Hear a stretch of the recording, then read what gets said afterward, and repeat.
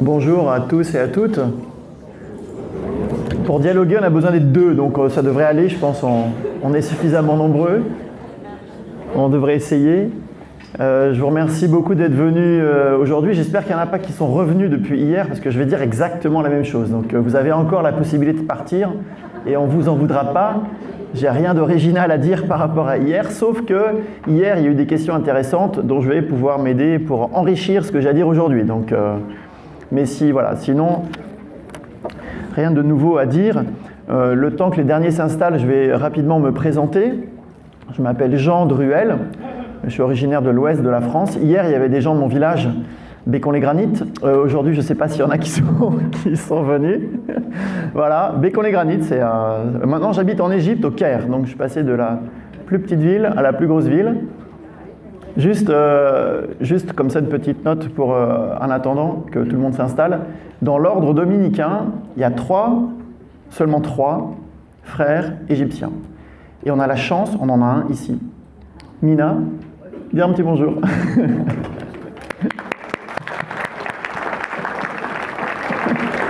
Ils sont courageux parce qu'ils doivent apprendre le français et ils doivent faire 7 ans d'études en France. Donc ils sont extrêmement courageux. Donc Mina, c'est sa première fois qu'il vient à Lourdes.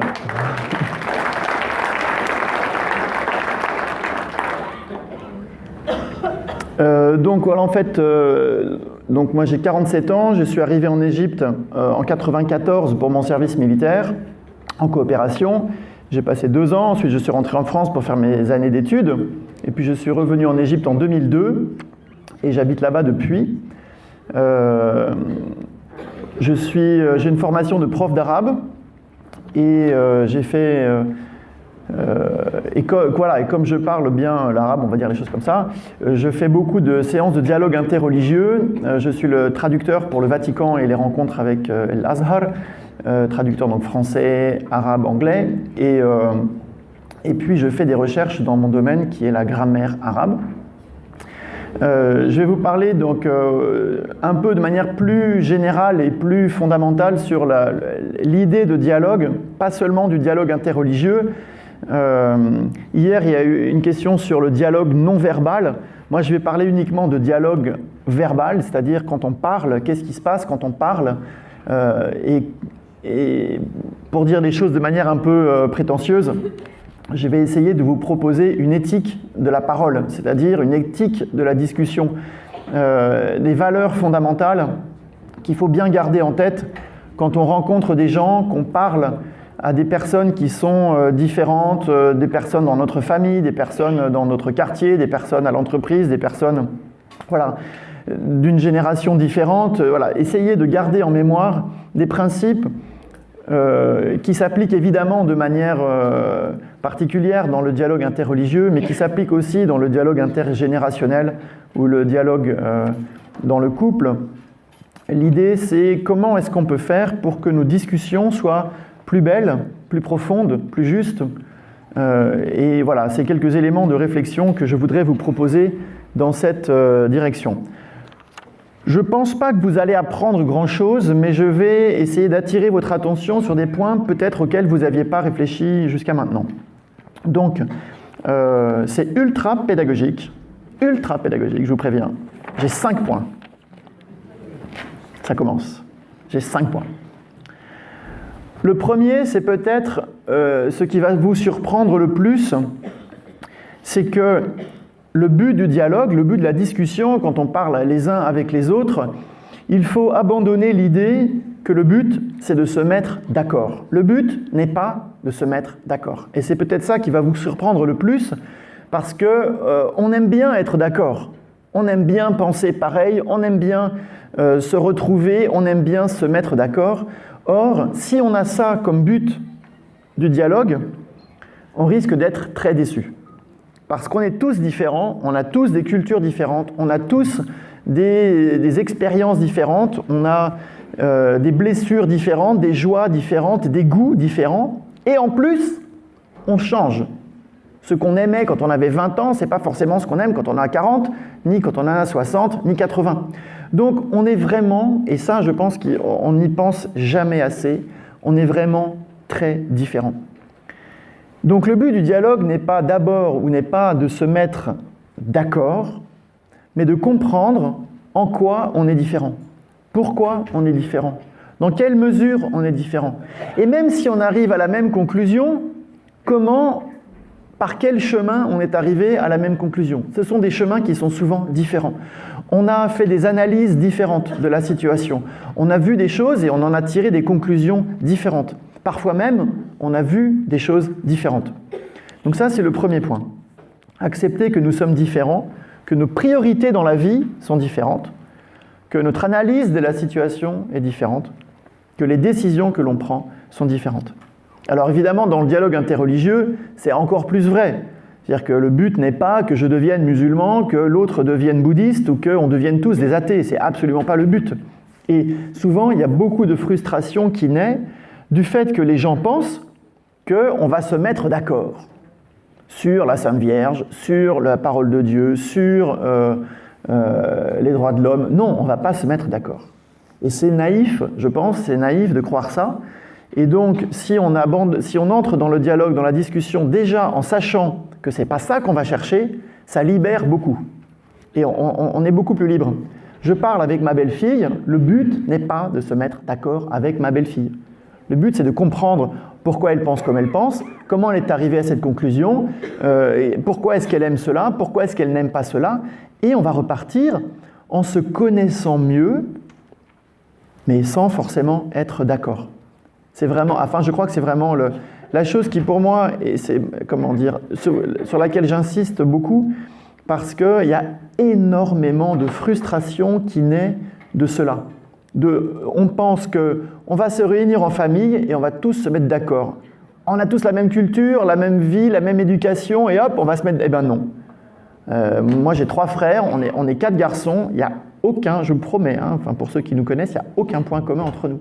Il y a un artiste, il y a un artiste qui habite à Angers, quelqu'un qui fait du marketing à Paris et qui voyage aux États-Unis tout le temps, un petit frère qui est promoteur immobilier en Suisse alémanique, et moi qui suis dominicain en Égypte. On n'a aucun centre d'intérêt en commun. Mais c'est pour ça que quand on se retrouve, on a énormément à partager. On vit des vies qui sont complètement différentes. Il y en a un qui change de copine tous les 15 jours, il y en a un qui est un célibataire endurci, et c'est pas moi. Il y a moi qui suis religieux, et il y en a un qui est marié qui a 2 enfants. Et on n'a aucun point commun, mais c'est ça qui est beau, c'est ça qui fait qu'on peut parler. Or, dans les familles, il y a beaucoup de familles qui se déchirent parce qu'elles croient que tout le monde est pareil, et on hallucine quand on se rend compte que non, on est très différents. Et ça nous fait beaucoup de mal. Donc, voilà. Quand on dialogue, et je dirais même, on peut aller un petit peu plus loin et se dire que si jamais on croit qu'on n'est pas... On a l'impression que, oh mon Dieu, on aime la même chose, c'est louche. C'est louche. Il y a forcément des différences. Et on va essayer de les chercher. Il y a forcément des différences. Moi j'aime les vacances à la mer. Moi aussi. Attends, mais moi les vacances à la mer, ce que j'aime c'est aller toujours au même endroit pour avoir mes habitudes. Ah non, moi ce que j'aime c'est découvrir des endroits différents à chaque fois. Vous voyez ce que je veux dire? Peut-être il faut en faire un principe. Quand on dialogue, il faut chercher, il y a forcément des différences. Il y a forcément des différences. Et c'est ça qui va nous rendre très libres pour la suite de rentrer dans la discussion. Et qui va nous rendre, il ne faut pas en avoir peur, c'est ça qui va nous rendre très libres de discuter, de dialoguer. Et de voir que même si on est arrivé à la même conclusion, par exemple, il faut faire baptiser les enfants, on est arrivé à la même conclusion, il y a forcément derrière des motivations différentes. Et c'est bien que chacun puisse les dire. Et ne pas penser que puisqu'on a pris la même décision, forcément, tout est pareil. Non. Ah bon? Ah mais moi aussi j'ai décidé ça. Et pourquoi? Et qu'est-ce que tu penses derrière? Et qu'est-ce que toi tu veux faire? Ça signifie quoi pour toi? Vous voyez ce que je veux dire? Voilà, ça c'est le point peut-être qui va vous surprendre le plus, mais qui à mon avis est quelque chose de très important. Dans les sessions de dialogue interreligieux, pendant très longtemps on a cherché les points communs. Alors tout le monde faisait ça, mais nous aussi, tout le monde faisait ça. Quels sont les points communs? Et on s'est dit, la Vierge Marie, c'est un point commun entre l'islam et le christianisme, on va travailler sur la Vierge Marie. Ça n'a aucun rapport. La vision de la Vierge Marie dans l'islam n'est différente de celle dans le christianisme. La vision de la parole de Dieu dans l'islam n'est pas la même que dans le christianisme. La vision de... etc., etc., etc. Donc, si on veut avoir des sessions de dialogue interreligieux qui soient plus fécondes, il faut arrêter de chercher les points communs, il faut chercher les différences. D'accord ? En quoi notre vision de Dieu est différente ? En quoi notre vision des textes sacrés est différente? En quoi notre rapport à la prière est différent? En quoi notre... etc., etc., etc. Je crois que vous avez compris. Vous poserez des questions après, il n'y a pas de problème. Le deuxième point, c'est peut-être le plus subtil, le plus difficile à mettre en œuvre, mais qui est vraiment important, c'est d'être vraiment présent soi-même dans la discussion sans jouer de rôle. Sans jouer de rôle. Or, très très très souvent, nous jouons des rôles. Nous jouons nos propres rôles. Je suis un homme blanc, français, origine d'Angers. Voilà, c'est mon rôle. Alors tout ce qui vient d'Angers, je vais trouver ça génial. Tout ce que les hommes font, je vais le défendre contre le féministe. Tout ce que font les Français, c'est mieux que ce que font les Égyptiens, etc., etc. Par principe. Et je tiens un rôle. Ah, nous les Alsaciens. Quoi, nous les Alsaciens? Quoi, nous les Ch'tis? Quoi, nous les Angevins? Pourquoi? Peut-être qu'il y a des choses que font les Angevins que je n'aime pas. Peut-être qu'il y a des spécialités culinaires angevines que je n'aime pas. Je ne les ai jamais aimées. Peut-être je ne supporte pas le fameux climat. Et pourquoi est-ce qu'il faudrait absolument tenir un rôle? Pourquoi il faudrait tenir un rôle? Ça s'appelle l'identité, faire du dialogue identitaire. Nous les musulmans, et si je dis quelque chose, et je ne me permets pas, parce que je suis musulman, je ne me permets pas de critiquer, parce que je suis chrétien, je dois défendre la position du pape dans le dialogue. Il y a peut-être des choses dans ce que dit le pape que je trouve bizarres. Et c'est pas parce que je vais représenter le cateau de service qu'il faut tenir toutes les positions de l'Église de A à Z. Non, il y a des choses qui me semblent bizarres. Et dans le dialogue, si je veux que le dialogue soit vrai, je dois pouvoir le dire. Sinon, mon interlocuteur va se mettre sur le même terrain, c'est-à-dire l'identitaire. Il va défendre des points de vue identitaires. On est dans un dialogue de sourds, où chacun tient des positions. Le Crémet d'Anjou contre le Maroilles, pour faire simple. Alors que peut-être que c'est pas bon, le Crémet ou le Maroilles, on s'en fout. Et sous prétexte que c'est ma culture, ma région, ma religion, mon sexe et que sais-je, ça va être forcément bien et je vais forcément tenir cette position. Ça, on le voit, ça arrive très très souvent. Ça arrive très très souvent. Et si on voit que notre interlocuteur est sur ce registre-là, qu'il va prendre parti d'emblée pour tout ce qui est de son clan, la meilleure solution, c'est pas forcément de dénoncer, c'est de dire, soi-même, de renoncer à ses appartenances claniques et de dire, bah tu vois, moi je suis catho, mais sérieusement, tel truc, je trouve ça bizarre. Et ça peut aider l'autre à se dire, tiens, je ne m'étais pas donné cette liberté, moi en tant que, vous mettez en face ce que vous voulez, protestant, orthodoxe, athée, je ne m'étais pas donné la possibilité de penser que peut-être il y a des choses dans mon clan que je n'aime pas. Et peut-être que si je peux les partager, on va arriver plus dans la vraie vie, dans une discussion qui soit plus juste. Alors il y a quelques places encore à la mezzanine, si vous montez, et vous avez jusque là-haut, et là-bas il y a encore des... Sinon, il y a des places à côté de moi. Ah si, je vous promets, il y a des places à côté de moi. Ah mais n'hésitez pas, il y en a 2. Donc, ça c'est le deuxième point. Être vraiment présent, soi-même, sans esbrouf, avec humilité, avec vérité, sans vouloir tenir forcément des positions identitaires, sans parler au nom de son clan, sans penser que sous prétexte que je suis avec un groupe d'Égyptiens, je représente la France. Non, je ne représente pas la France. Je suis avec un groupe d'athées, je représente l'Église. Non, je ne représente pas l'Église, etc., etc. Voilà, ça c'est vraiment... C'est délicat parce que ça demande, dans le dialogue, ça demande qu'on soit... qu'on réfléchisse bien, qu'on se dise, est-ce que vraiment ce que je dis, j'y crois ? Est-ce que vraiment c'est ma position ou bien est-ce que je me sens obligé de dire ça? Je parle avec un protestant qui me dit « Oh, la Vierge Marie, vous avez abusé, vous les catholiques. » Et peut-être que moi aussi, la Vierge Marie, mon Dieu, c'est pas ma dévotion principale. Dire ça à Lourdes, bon, c'est horrible. Peut-être que la Vierge Marie n'est pas ma dévotion principale et j'ai le droit, comme catholique, de dire « Bon, ben moi, la Vierge Marie, ça n'a pas été... C'est pas là que je trouve... c'est pas là que s'exprime le plus ma piété. Et c'est pas parce que je dis ça devant un protestant que je renie l'Église catholique, mon identité et que sais-je. J'ai le droit de le penser et j'ai le droit de le dire. Voilà. Donc ça, c'est un point vraiment très important. Le troisième point, c'est qu'il faut écouter. Il faut écouter. Il faut arrêter de parler.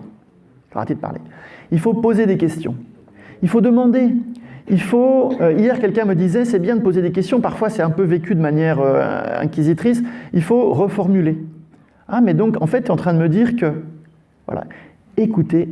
Il y a énormément de malentendus. Pourquoi ?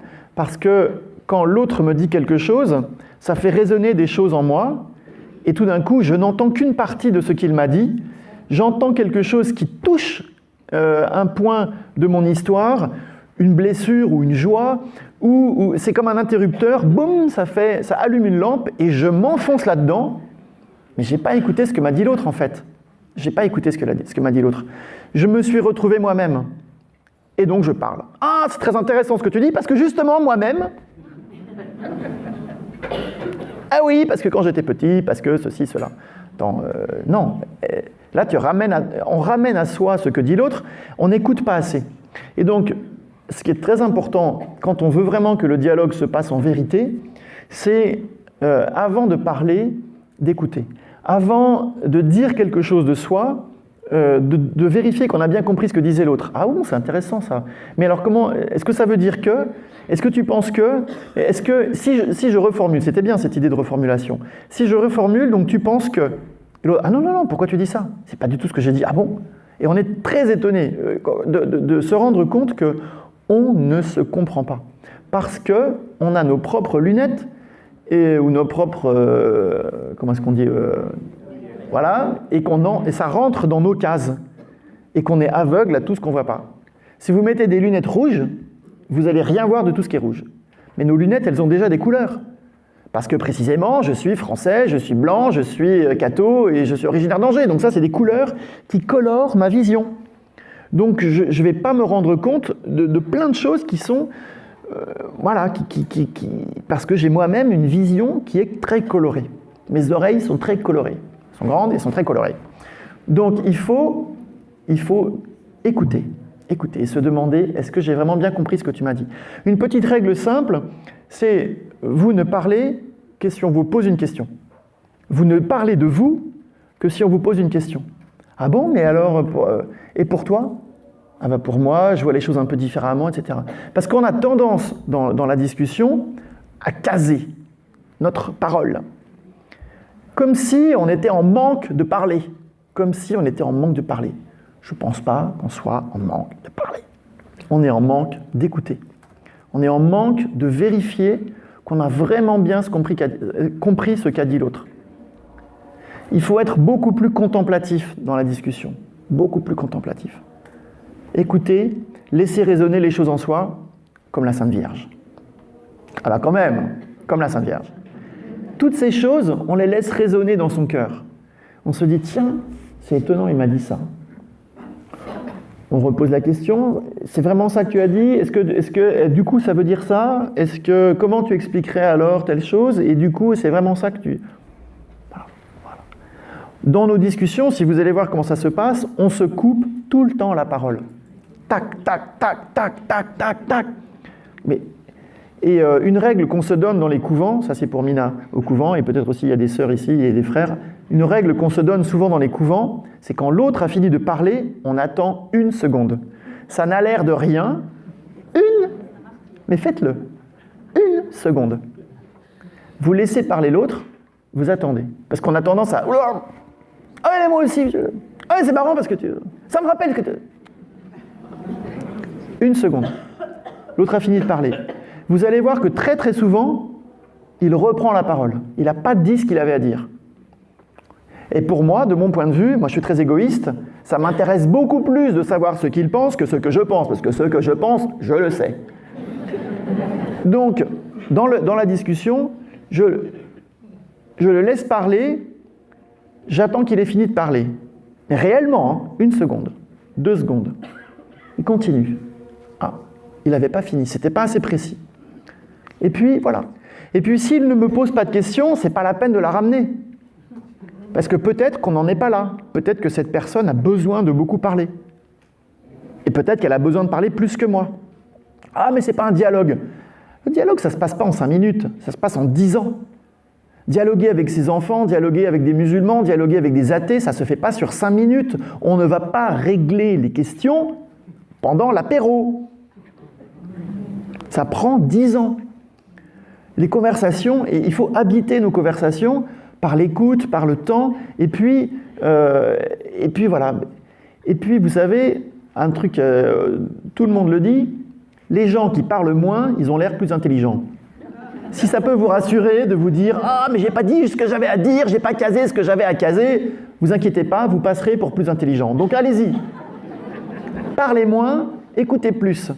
Et vous allez voir les gens vous dire « Oh là là, cette personne, vraiment c'est quelqu'un de très intelligent et c'est quelqu'un qui comprend. » Alors que vous avez encore rien dit, c'est quelqu'un qui comprend. Non mais c'est fou en fait. Hein. C'est des trucs idiots, mais qui font que ça détend beaucoup la situation. Prenons le cas du gendre musulman. Il y a forcément des gens ici qui ont des gendres musulmans, ça arrive dans toutes les familles. Eh bien, il a toujours l'impression qu'on ne l'écoute pas. C'est la base. J'en ai rencontré plein, c'est toujours pareil. Parce qu'il est tout seul, musulman, dans une famille, que des cathos ou des athées, il a toujours l'impression qu'on ne l'écoute pas. C'est systématique. Eh bien, écoutez-le. Et ne répondez pas, sauf s'il pose des questions.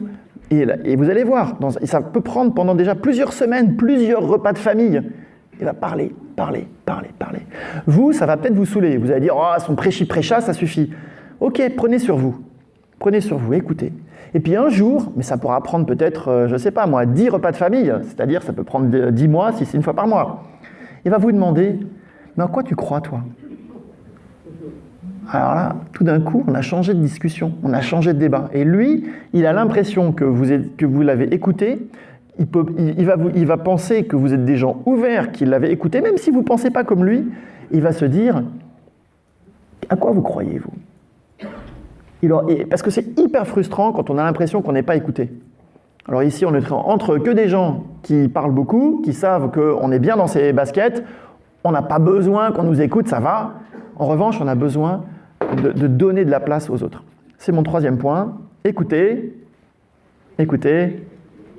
Merci. C'est bien, au moins il y en a qui écoutent. Ah, c'était facile ça, hein, c'était facile. Le 4e point, alors là c'est très compliqué, c'est très technique. Donc si vous ne comprenez pas trop, c'est pas grave. J'ai pas apporté ici, j'ai pas trouvé, mais j'ai fait un petit livre sur cette question. Ça s'appelle « Je crois en Dieu, moi non plus ». Sur la question, le point numéro 4.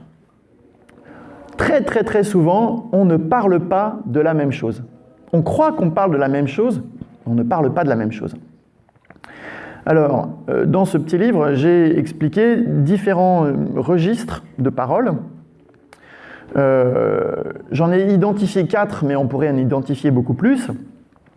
Il y a des discussions ou des paroles, des choses que l'on dit qui sont au niveau, disons, théologique ou dogmatique. Par exemple, il n'y a qu'un seul Dieu, Jésus le Fils de Dieu, la Sainte Vierge est Immaculée Conception, c'est des choses qui sont voilà, la foi de l'Église ou la foi musulmane, ou voilà, c'est des dogmes, c'est des choses qui me dépassent, c'est pas moi qui les ai inventées, c'est pas moi qui les pense, voilà, c'est des choses objectives que l'Église ou que les églises ou les traditions religieuses disent, qui sont des dogmes. Le 2e niveau, c'est le niveau scientifique, historique. C'est des choses, j'ai pas besoin d'y croire. Que le soleil se lève à l'est, c'est pas besoin d'y croire. C'est pas une question de dogme, c'est de la science. C'est des choses, on peut se mettre d'accord dessus, indépendamment de notre foi. On n'a pas besoin de croire à ces choses-là. C'est un discours scientifique, des énoncés scientifiques. L'islam est né au 7e siècle, pas besoin d'être musulman pour dire ça. Si je dis le Christ est ressuscité, c'est une affirmation dogmatique, c'est la foi. On ne peut pas prouver scientifiquement que le Christ est ressuscité, il n'y a pas de preuve historique. En revanche, si je dis que le Christ a vécu au 1er siècle, oui, là, et qu'il est probablement mort, oui, ça, c'est des choses historiques. Et le musulman peut le dire, ce n'est pas la question. C'est des choses historiques. Ensuite, vous avez le sentiment, des choses que je ressens. Que, par exemple, j'aime aller au pèlerinage de Lourdes. Ça ne fait pas partie de ma foi. L'Église catholique n'oblige pas les gens à aller au pèlerinage de Lourdes. Ce n'est pas une donnée scientifico-historique, c'est votre sentiment, c'est ce que vous ressentez. Ça peut changer, il n'y a que vous qui le connaissez. Personne ne peut vous dire ce que vous pensez à votre place, c'est dans votre cœur. Et c'est difficile à démontrer.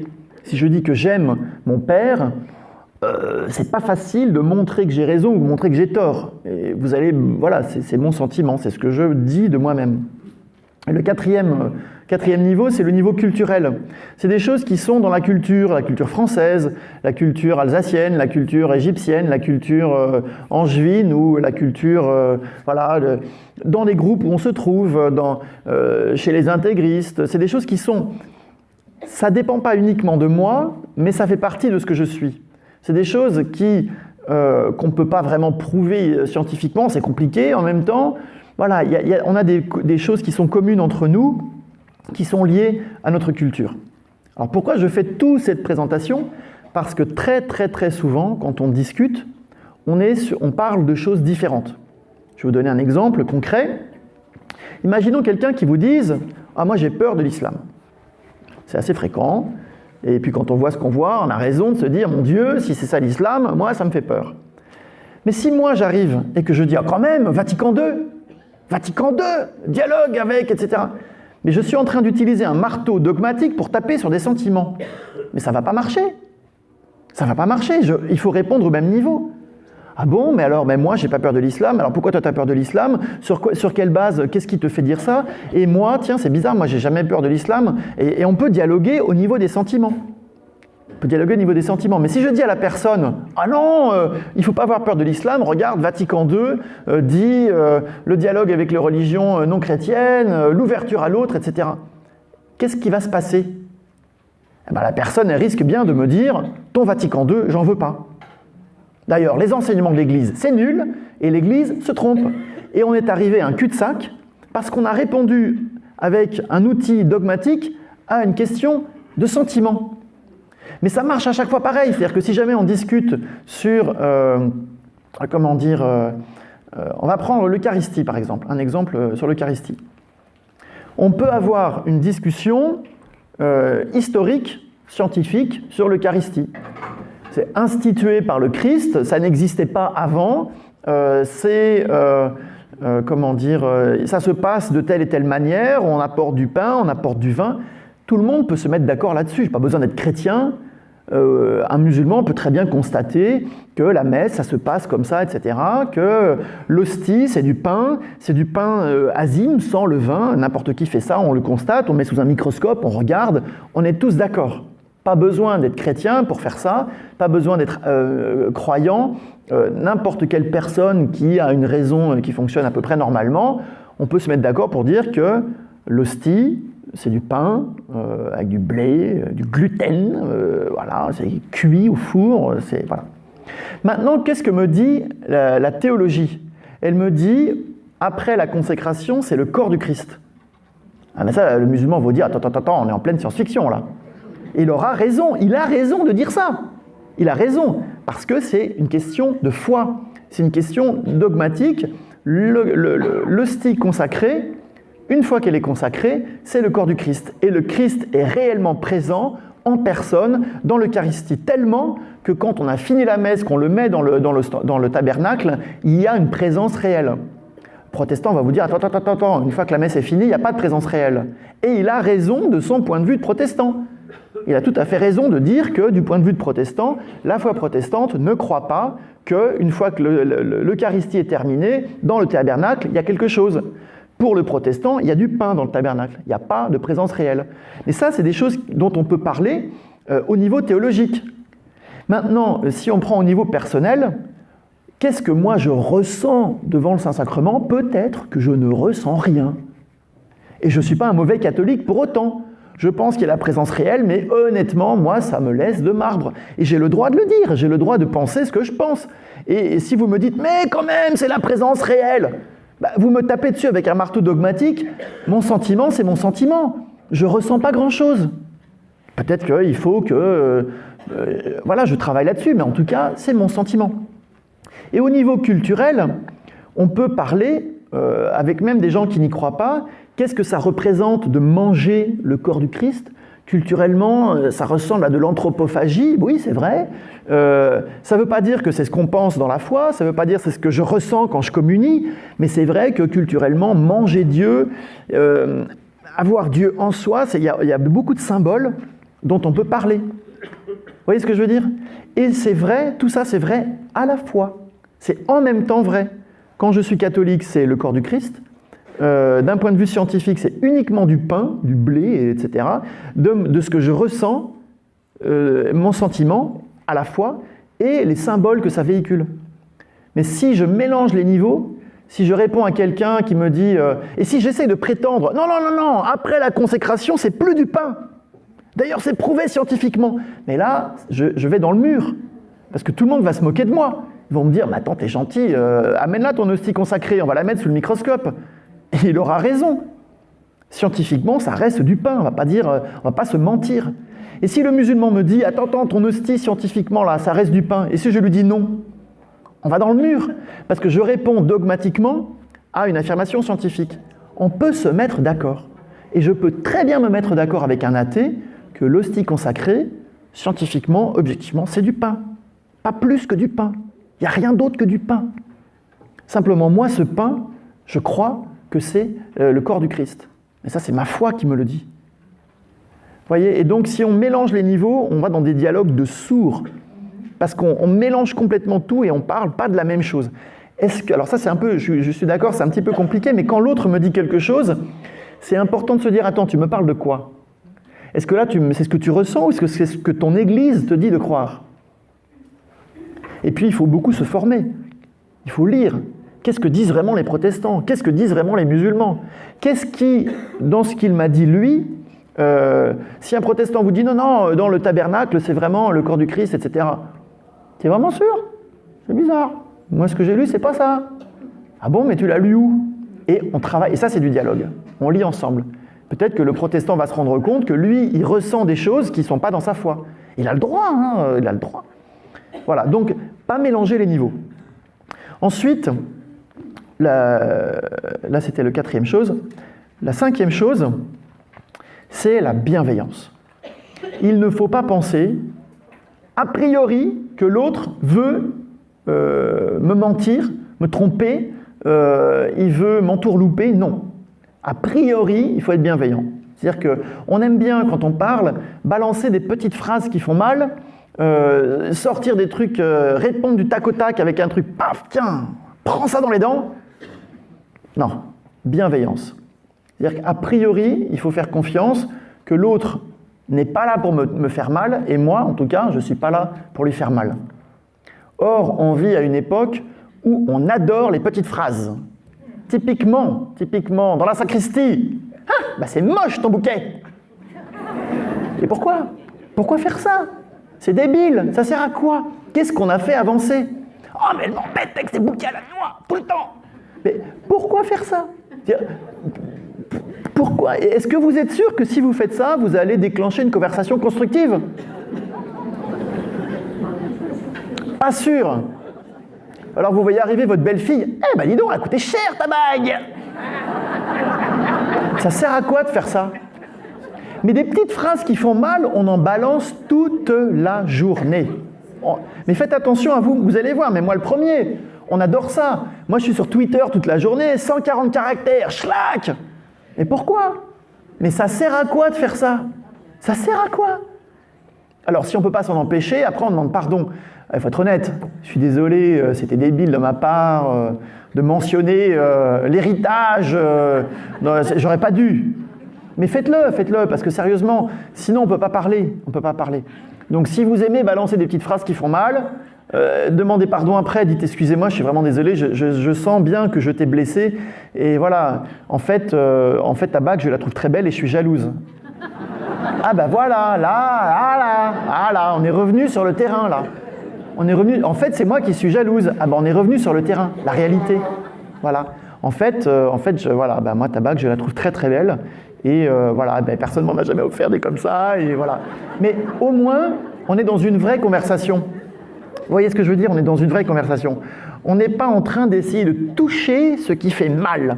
Or, très souvent, on aime bien faire ça. Ah, j'ai mis le doigt sur un point sensible.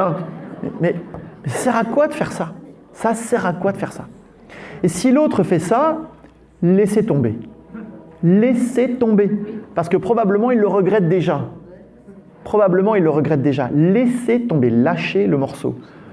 D'accord? Parce que sinon, il n'y aura aucune discussion possible. Et puis, c'est des gens que vous allez revoir. C'est des gens avec qui on vit. Des gens qui sont, alors en famille, c'est encore pire, parce qu'on est là, on est scotché à vie avec eux. Ah oui, donc non, il faut faire très très attention. Très très attention à ce qu'on dit. Donc, et la bienveillance, c'est de penser que l'autre aussi, il est comme ça. L'autre aussi, il les regrette, ces petites phrases qui font mal. L'autre aussi, ça lui a échappé. Et donc, qu'est-ce qui se passe? Imaginons, prenons une situation concrète. En disant, ah bah non, ta coupe de cheveux, t'as pas raté ton coiffeur. Prenez ça comme ça. Prenez ça comme ça. Et essayez de voir. Vous retirez le côté agressif qui est dedans. Retirez le côté agressif. Et dites, ah bon, mais pourquoi tu dis ça? Tu trouves que ça ne va pas? Et vous allez vous rendre compte que peut-être la personne, elle vous aime beaucoup et qu'elle trouve que ça ne vous va pas et que ça ne vous met pas en valeur et qu'elle aurait préféré quelque chose de plus joli pour vous parce qu'elle vous voit avec des yeux, voilà. Et tout d'un coup, en fait, on change de dimension. Donc, laissez tomber le côté agressif qui a probablement échappé à la personne, et essayez de voir ce qu'il y a derrière. Et demandez, sans vous énerver, ah bon?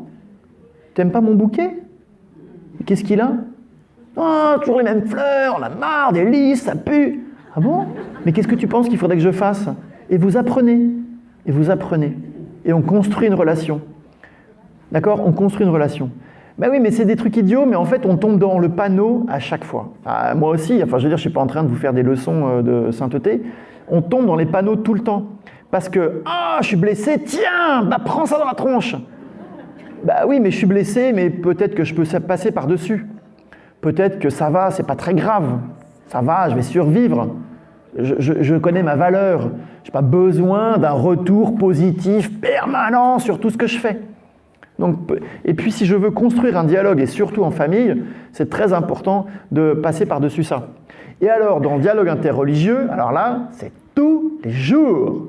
Parce que ce qui se passe habituellement, c'est que, dans un premier temps, l'autre, et ça arrive avec les musulmans tout le temps, ils ont tellement l'impression qu'on les écoute jamais qu'ils vont commencer par vous envoyer des petits trucs. Oui, la Trinité, c'est stupide. Comment est-ce qu'on peut croire à des trucs pareils? Et puis, le Fils de Dieu incarné, mais c'est du paganisme. Les Égyptiens anciens croyaient déjà que la Trinité, Isis, Osiris, machin. Laissez couler. C'est une première étape. C'est des choses qu'ils ont sur la patate qu'il faut qu'ils sortent. Et on en a tous des choses qu'on a sur la patate qui doivent sortir. Laissez couler. Et puis, en même temps, sur certains points, ils ont raison. La Trinité, c'est bizarre. Non, mais c'est vrai, il faut le dire. Et moi-même, au niveau de mon sentiment, alors j'y crois, dur comme fer, mais au niveau de mon sentiment, j'avoue que tous les matins, c'est pas évident. Et donc, si je peux répondre aux musulmans qui me disent ça, bah oui, c'est vrai, moi, j'y comprends pas grand-chose. J'ai la foi, mais j'y comprends pas grand-chose. Alors tout d'un coup, son agressivité se transforme et il vous dire, ah bon, tu vas pas me répondre que sur un niveau identitaire, tu vas défendre la Trinité? Bah non, moi je comprends pas bien ce que c'est la Trinité, je veux pas te mentir. Ah, alors il remballe son agressivité et on commence à parler. Mais ça marche comme ça tout le temps. Donc là, je suis seulement en train de vous rappeler des choses que vous savez déjà, mais peut-être que si vous voulez, la prochaine fois vous allez tomber dans le panneau, parce qu'on tombe tous dans le panneau, la prochaine fois que vous allez tomber dans le panneau, vous allez vous dire « Ah, ça me rappelle quelque chose. Et moi, la prochaine fois que je vais tomber dans le panneau, je vais dire « Ah, mais t'abuses ! T'avais 200 personnes devant toi, tu leur as fait la morale comme ça, et paf, t'es tombé dans le panneau. » Oui, paf, on est tombé dans le panneau. Et qu'est-ce qu'on fait dans ces cas-là? On va demander pardon, on retourne voir la personne. « Écoute, je suis pas sûr d'avoir compris ce que tu m'as dit la dernière fois. J'ai réagi bêtement, j'ai été blessé pour des raisons personnelles, je suis pas sûr d'avoir compris ce que tu as voulu me dire. » Et puis on recommence. Et puis on recommence. Et ça dure toute la vie. Voilà, je vous remercie. Il y a du temps pour des questions, donc n'hésitez pas. Il y a un micro, il va juste falloir qu'il y ait un brancardier qui vienne chercher le micro pour le passer dans les rangs, et puis que chacun essaye de vivre ça dans sa vie de tous les jours. Merci.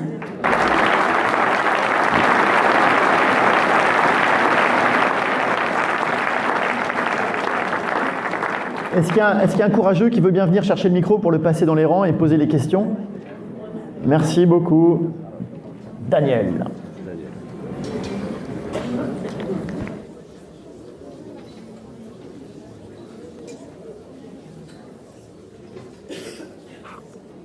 Attendez, on va vous apporter un micro, sinon ça va être un peu compliqué. Est-ce qu'il existe un CD, s'il vous plaît, avec ce que vous venez de dire?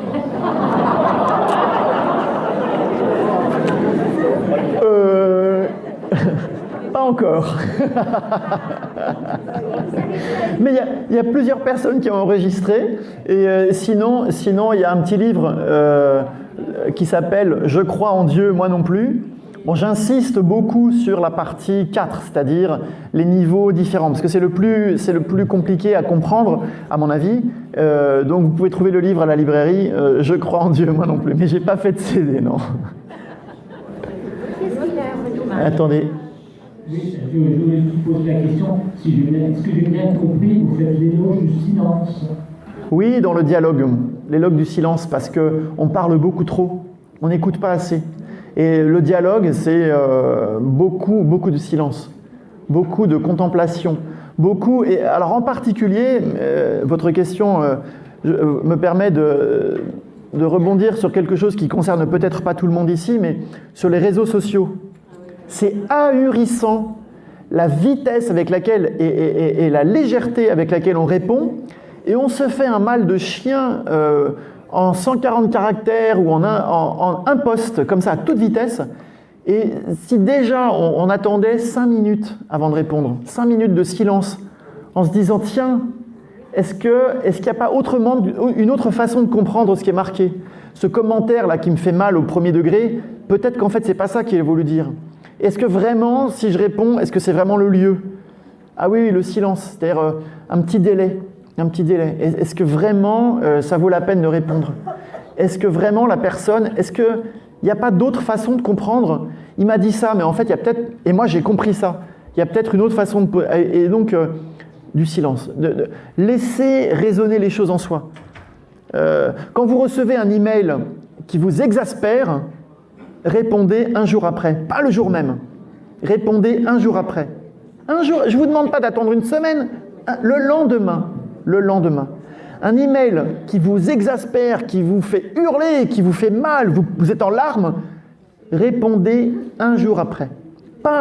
Si vous répondez dans la minute, vous allez voir, c'est épouvantable. Alors, ou si vous voulez vérifier, vous faites ça, vous répondez dans la minute, vous regardez, vous dites « Ah, c'était pas débile ce qu'il a dit, genre !» Vous l'effacez et vous répondez le lendemain. Juste pour me faire plaisir, une fois vous essayez, vous allez voir, le silence, le temps, méditer les choses, les laisser descendre en soi, se demander « Mais attends, avec bienveillance, mais qu'est-ce qu'il a voulu me dire ?» Mais c'est dingue, mais qu'est-ce qu'il a voulu me dire? Ouais. Une question par rapport au dialogue socratique, par rapport à la recherche de la vérité. Est-ce que la conférence qu'on a entendue maintenant se distance de ce genre de dialogue? Alors, j'espère que ce n'est pas l'impression que vous avez, parce que ça serait vraiment contre-productif.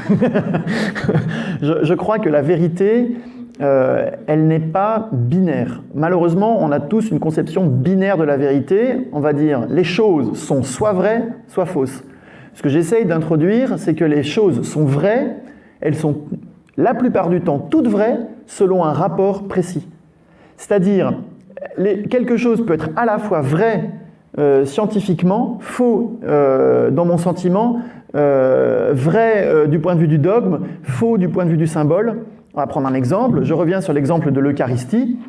C'est à la fois vrai que l'Eucharistie n'est que du pain et juste du pain, et à la fois vrai que c'est le corps du Christ. Mais dans quel domaine ? C'est à la fois vrai, et nous on a des esprits binaires, c'est vrai ou faux. Alors c'est soit le corps du Christ, soit du pain. Mais alors là on est dans un dialogue de sourds, parce que si c'est ça les termes de la discussion, non. L'Eucharistie, l'hostie consacrée, n'est pas soit le corps du Christ, soit juste du pain. Elle est à la fois juste du pain sous mon microscope, et à la fois le corps du Christ dans mon cœur. Ouais, et donc, si j'ai que... on se pose des questions qui sont des cul-de-sac, si on croit, et ça c'est mon 4e point, et tout mon livre est là-dessus, si on croit qu'il faut choisir entre l'Eucharistie, l'hostie consacrée, est-elle uniquement du pain ou est-elle le corps du Christ ? Là, je suis dans un mur. Parce que vous êtes en train de me demander si un chou plus une pomme font 2 poulets. Ben non, un chou plus une pomme font pas 2 poulets. Vous voyez ? Et donc, la vérité, c'est précisément pour arriver à plus de vérité de manière plus fine que j'essaie de faire tout ce que je fais. C'est-à-dire que l'Eucharistie, elle est scientifiquement, biologiquement, matériellement, même quand elle est consacrée, elle est du pain, du pur pain. Elle est, d'un point de vue catholique, parce que moi j'y crois de tout mon cœur, elle est le corps du Christ, et elle est la présence réelle du Christ. Et c'est ça qui est absolument fantastique, c'est que dans ce petit bout de pain de rien du tout, il y a la totalité du corps du Christ. C'est ça le miracle. C'est pas que c'est plus du pain, c'est qu'il y a entièrement le corps du Christ dans ce petit bout de pain de rien du tout. Et peut-être que ma vérité à moi, c'est que, j'avoue, je ne ressens pas grand-chose, mais ça ne veut pas dire que j'y crois pas. Et j'ai le droit d'être à une étape de ma vie où ça me laisse un peu de marbre. Et si je dis quand même, c'est le corps du Christ, tu devrais te mettre à genoux. Mais je ne le ressens pas, c'est-à-dire je veux bien me mettre à genoux pour te faire plaisir, mais ça me laisse de marbre et je dois travailler là-dessus. Et à la fois, si je dis par exemple que le corps du Christ, ça symbolise l'anthropophagie, je dis là, vous mettez le doigt dans l'œil, non, c'est faux. Ou si je dis ça symbolise, ça rappelle des mythes païens où on consomme le corps de Dieu, ben oui, c'est vrai, ça rappelle ça, d'un point de vue symbolique, on est dans le même registre symbolique. Mais c'est pas pour ça, vous voyez, et donc c'est vrai, comment dire, la vérité n'est pas... on est souvent dans des affrontements stupides de la vérité parce qu'on oppose des choses qui ne sont pas sur le même niveau. Et donc, si je dois choisir entre est-ce que c'est le corps du Christ, et si quelqu'un me force à choisir, alors est-ce que c'est le corps du Christ ou est-ce que c'est du pain, je vais dire, je suis désolé, cette question n'a pas de sens. Cette question n'a exactement pas de sens. C'est comme si je dis, est-ce que tu préfères manger du poulet ou qu'il fasse beau ? Voilà. Et donc, la vérité, elle est, comment dire, elle est subtile. La vérité est subtile. La vérité n'est pas un affrontement entre des positions apparemment contradictoires. Un autre cas parfait. Alors en Égypte, excusez-moi, je dure un peu longtemps sur la réponse parce que c'est la question de la vérité qui est extrêmement importante. Une discussion qu'on a en Égypte des centaines de fois, on va dire est-ce que Darwin a raison ou est-ce que c'est la Genèse ? Ah, dialogue de sourds. Parce qu'on ne parle pas de la même chose. Darwin, c'est de la science, la Genèse, c'est de la foi. On ne parle pas de la même chose. Est-ce que l'homme descend du singe ou est-ce qu'il est créé par Dieu ? Est-ce que vous préférez la pluie ou le poulet ? C'est-à-dire, pour le temps, je préfère le beau temps, pour le manger, je préfère du poisson. Ça n'a pas de rapport. Et c'est en même temps vrai. De même que mon hostie, c'est en même temps du pain et c'est en même temps le corps du Christ. On descend à la fois du singe et à la fois on est fils de Dieu. Pourquoi ? Parce que je ne parle pas de la même chose. Si on prend des choses plus proches de nous, est-ce que je suis moi-même le fruit de l'amour entre mon père et ma mère ou un spermatozoïde qui est rentré dans un ovule ? Choisis. Les deux, mon général. À la fois un spermatozoïde qui est rentré dans un ovule, ça c'est la vérité absolument scientifique que n'importe qui peut dire, et le fruit de l'amour entre mon père et ma mère, c'est ce que je crois. Si ça se trouve, il l'a violé. Bah oui, c'est ça la vérité.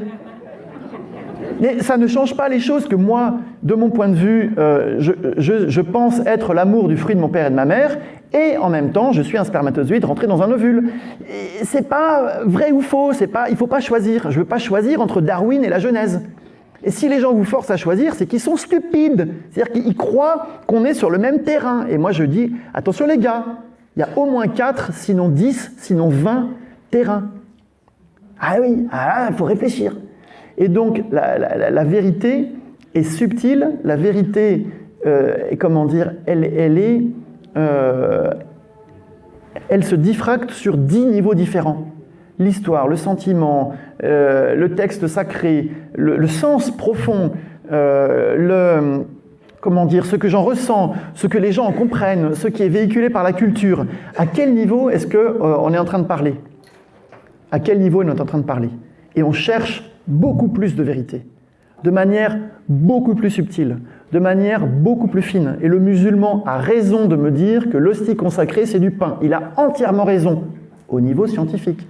Si maintenant il veut me faire croire que ma foi est stupide, je dis non. Ma foi n'est pas stupide. Parce que c'est très cohérent avec ce qu'est le Christ qui se donne nourriture et boisson. C'est très cohérent, mais je te parle au niveau de ma foi.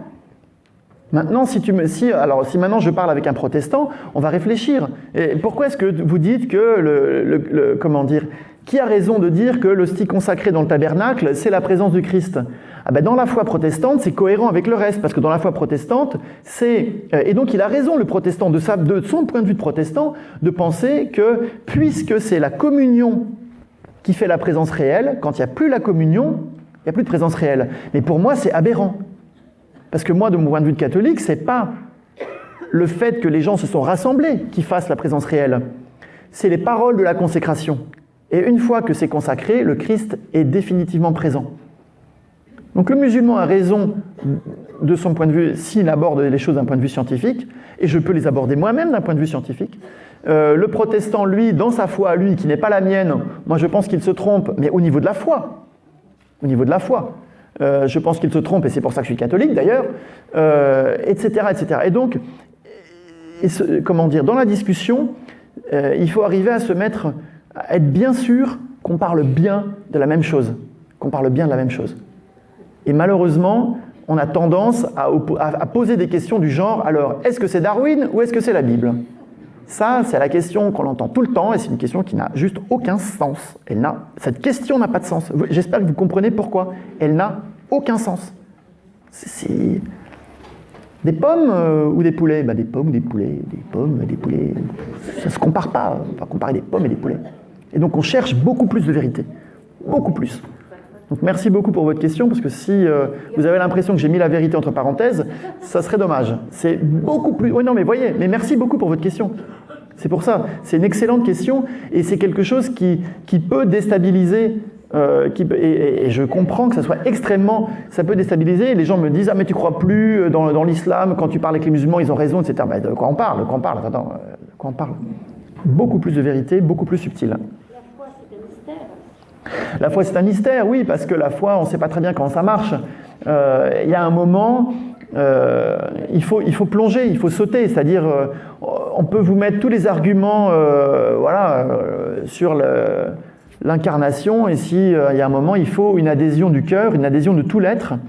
Et c'est d'ailleurs, c'est pour ça que c'est difficilement transmissible. On peut pas, c'est difficile de transmettre la foi. Parce qu'à un moment, il faut soi-même plonger. Et une fois qu'on a plongé, ça devient évident, mais tant qu'on ne l'a pas fait, ça semble bizarre. Et donc, oui, la foi, c'est une vérité qui est à la fois extrêmement profonde, personnelle, difficilement, qu'on ne peut pas vraiment démontrer, et on peut témoigner, on peut la vivre, on peut la mettre en œuvre dans sa vie de tous les jours. Alors, il y a une sœur qui a une question aussi. Allez-y, ma sœur. Alors, comment dialoguer avec une personne qui a une personnalité narcissique, voire un peu pervers, surtout si c'est dans un milieu proche, dans la famille ou milieu de travail ou communauté? Quelqu'un qui se fait plaisir à nous démolir ou faire du mal, qui veut faire ça. Voilà. Il y a un truc que j'ai pas dit, merci beaucoup pour cette question, on sent qu'il y a du vécu derrière. Comment dire, premièrement, il y a des situations de dialogue impossibles. C'est-à-dire que le dialogue n'est pas une arme ou une tactique qu'on va appliquer dans la vie de tous les jours avec tout le monde dans toutes les situations. Parfois, c'est juste pas possible. Et il vaut mieux reconnaître que bon, bah là, il n'y a pas de dialogue possible. La personne en face ne veut rien entendre, elle est perverse, elle veut me faire mal, elle systématiquement elle attaque, etc. Dans ces cas-là, on se retire discrètement, on la laisse parler. Si on est obligé de vivre avec, mon Dieu, bon, voilà. Si ça devient vraiment pénible, peut-être qu'il faut s'éloigner. On peut pas dialoguer de tout avec tout le monde tout le temps. Et ça, il faut aussi bien... je ne suis pas en train de proposer des solutions miracles qui vont marcher dans tous les cas. Si c'est pas possible, c'est pas possible. Si ça fait trop mal, il faut se retirer. Si, éventuellement, après l'avoir dit, écoute, c'est difficile de parler avec toi, systématiquement, tu cherches à taper là où ça fait mal. Moi, j'ai pas la force. Voilà, je te remercie. Merci, au revoir. Et partir, si vraiment c'est...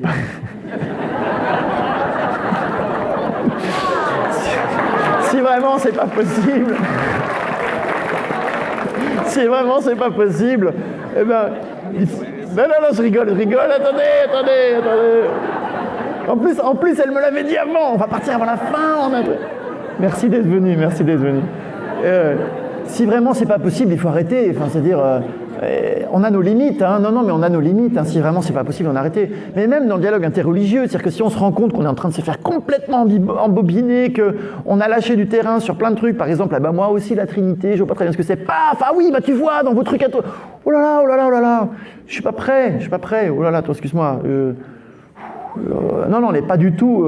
Il faut pas se forcer, il faut pas se faire mal. Si on comprend rien, si on a l'impression de se faire dépasser, embobiner et tout ça. Il faut. Le dialogue n'est pas une méthode universelle qui servirait à résoudre tous les problèmes. Hein. Il ne faudrait pas que vous ayez cette impression. C'est pas du tout ce que je suis en train de dire.